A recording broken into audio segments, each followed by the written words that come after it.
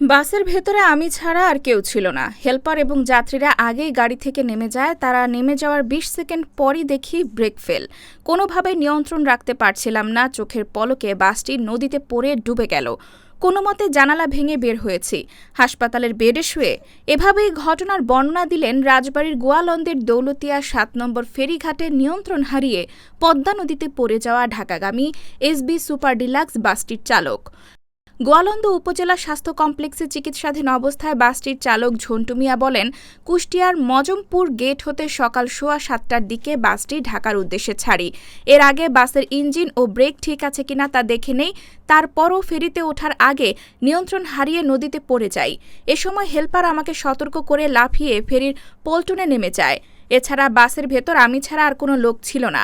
বাসটি পানিতে তলিয়ে গেলেও সৃষ্টিকর্তার দয়ায় আমি জানালা দিয়ে বের হয়ে উপরে ভেসে উঠতে সক্ষম হই। তবে কিভাবে বের হলাম আমি জানি না। না হয় মরেই যেতাম। পরে স্থানীয়রা আমাকে টেনে তীরে তোলে। এরপর গোয়ালন্দ ঘাট থানা পুলিশ আমাকে উপজেলা হাসপাতালে নিয়ে ভর্তি করে।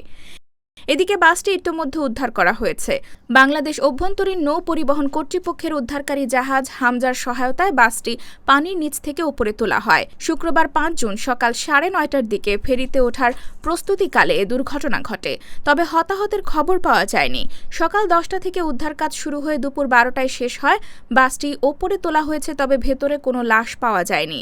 সংশ্লিষ্টদের তথ্য অনুযায়ী বাসটি তখন খালি ছিল এবং যাত্রীরা আগেই ঘাটে নেমে গিয়েছিলেন। এ কারণে কোনো প্রাণহানি ঘটেনি বলে জানিয়েছেন তারা।